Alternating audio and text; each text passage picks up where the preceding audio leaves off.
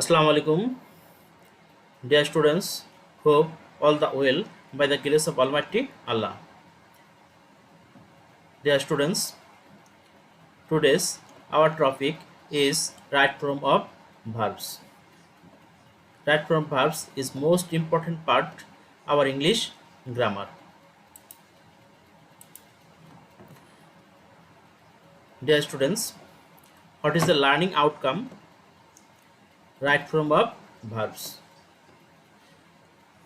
After this lesson,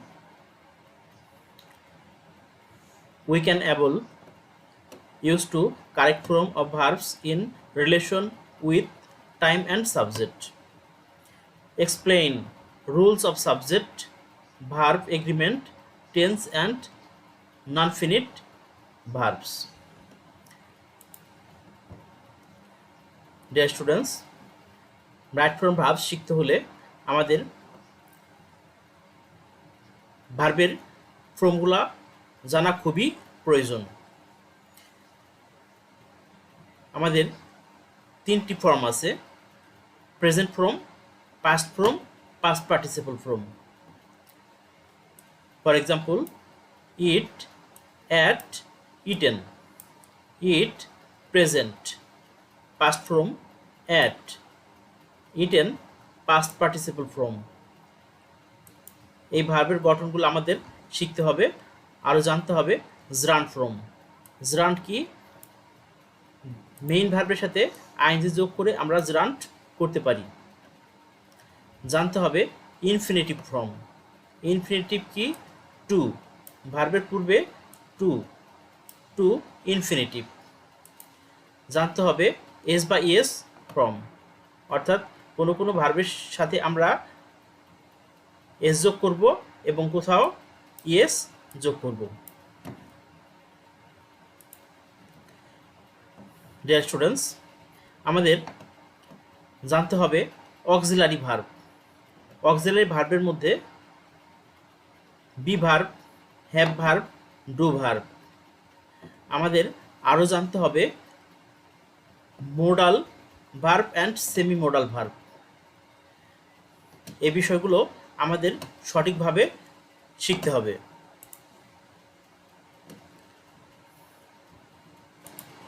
now discuss about rules. Every sentence has integrator. This integrator integrate what will do. For example, he go out just now. Here indicator just now. Just now indicate present perfect tense. We know that just now, already, ever, lately, recently, immediately, yet indicate present perfect tense. So here answer will be has gone. এখানে he third person singular number, third person singular number হলে আমরা has লিখব। ভার্বের past participle form go, gone. Similarly আমরা আরেকটা উদাহরণ দেখি। I see him recently. I first person হওয়াতে আমরা হ্যাভ লিখছি। সির পাস্ট পার্টিসিপল ফর্ম সিন।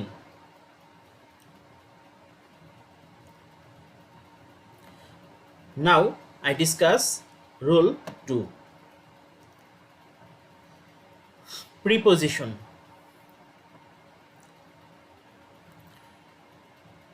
প্রিপোজিশনের পরে যদি ভার্ব থাকে আমরা সেই ভার্বের সাথে আইএনজি যোগ করি।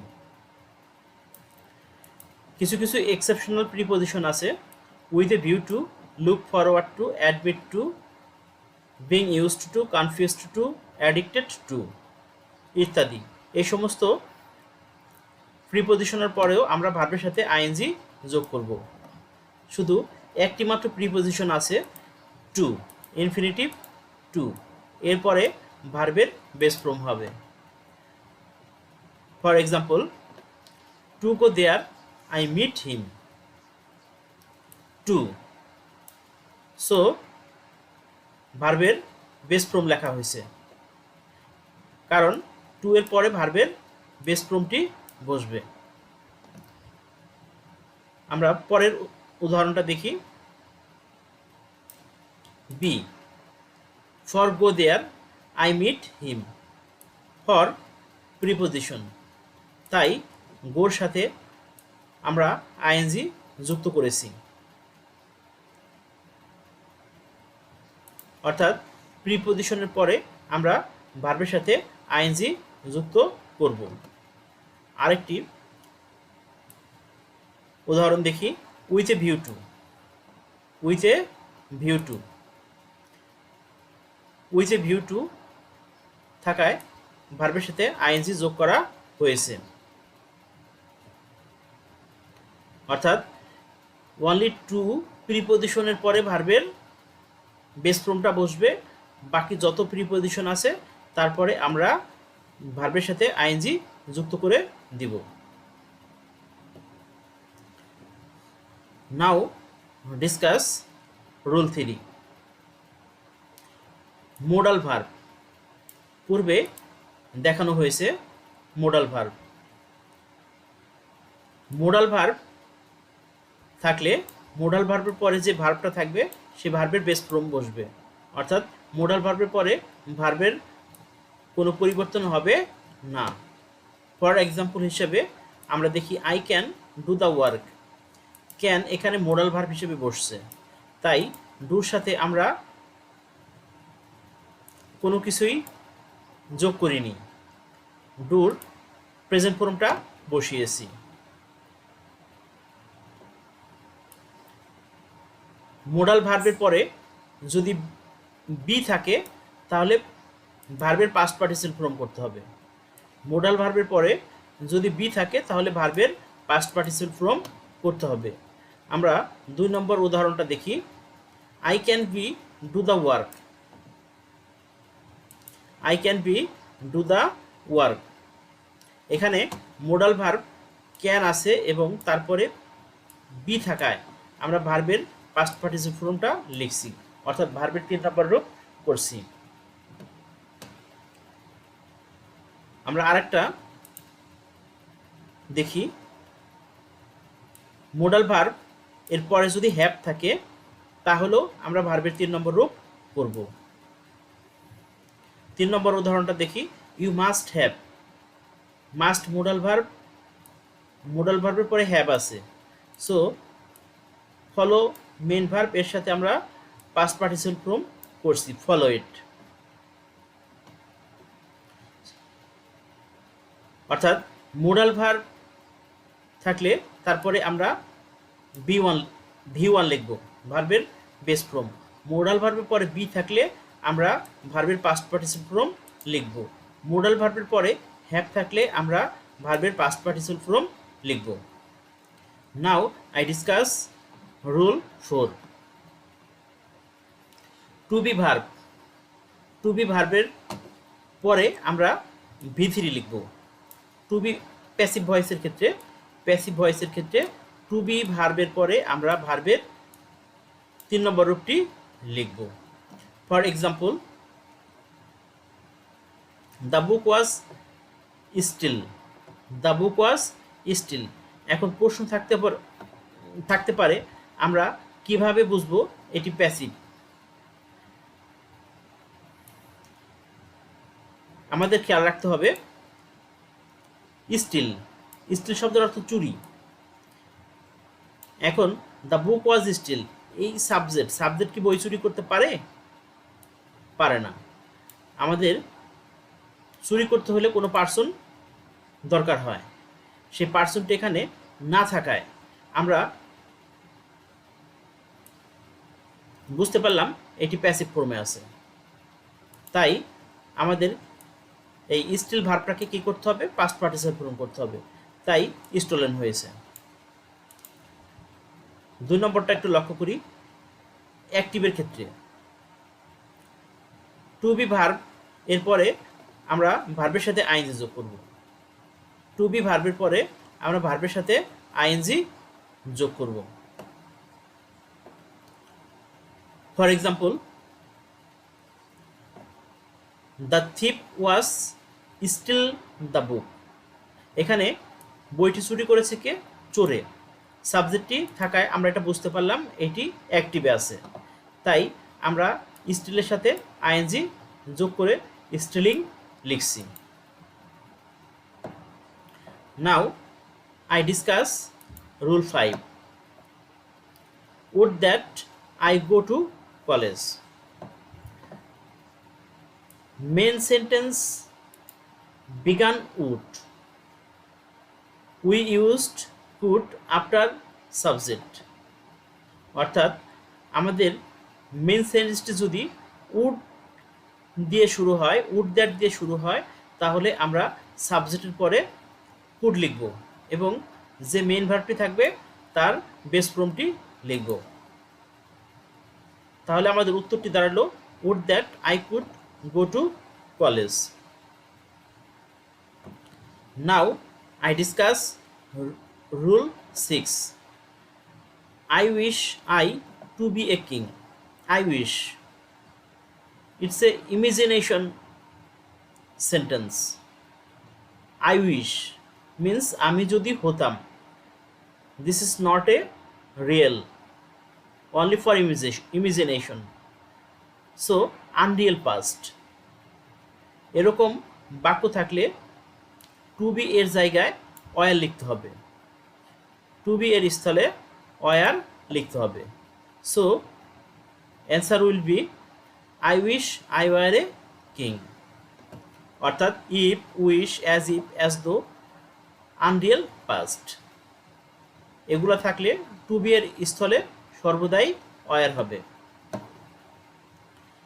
নাও I discuss rule 7, do verb. Do ভার্বগুলো কি? Do, did, does. এগুলোর পরে V1 হয়, এগুলোর পরে ভার্বের প্রেজেন্ট ফর্ম হয়। For example, he did not meet me yesterday. এখানে ডিড ডু ভার্ব, তাই আমাদের ভার্বটাকে প্রেজেন্ট ফর্ম করতে হয়েছে meet.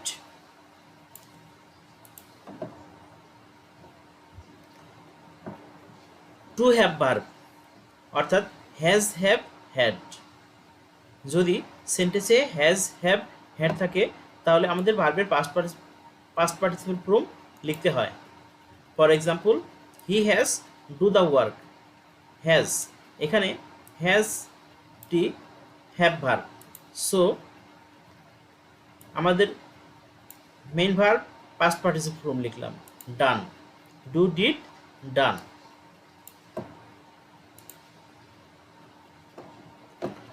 Now discuss rule 8,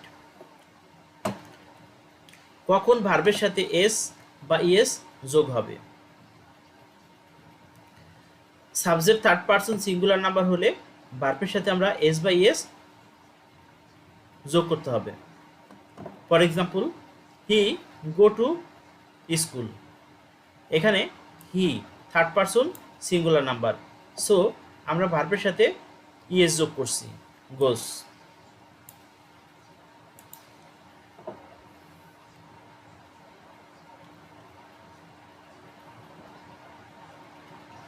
every, is, one of দিয়ে কোনো বাক্য শুরু হলে ভার্বের সাথে আইএনজি হয়ে থাকে।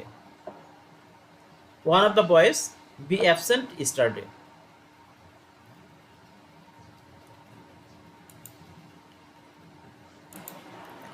অর্থাৎ ইজ, এভরি, ওয়ান অফ দিয়ে কোনো সেন্টেন্স শুরু হলে ভার্ব সিঙ্গুলার হয়।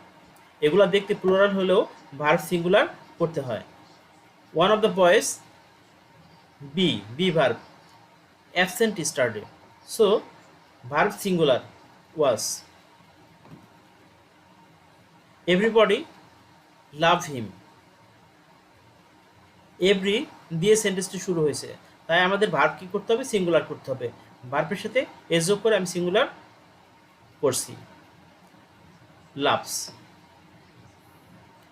একক দৈর্ঘ্য, পরিমাণ, স্থান বোঝাতে সাবজেক্ট দেখতে প্লুরাল হলেও ভার্ব সিঙ্গুলার হয়। একক দৈর্ঘ্য, পরিমাণ, স্থান বোঝাতে সাবজেক্ট দেখতে প্লুরাল হলেও ভার্ব সিঙ্গুলার হয়। For example, 50 miles be a long distance. 50 miles দেখতে প্লুরাল মনে হচ্ছে, কিন্তু ভার্ব আমাদের সিঙ্গুলার হবে। So 50 miles is a long away. Dear students, no more today. Stay home, be safe.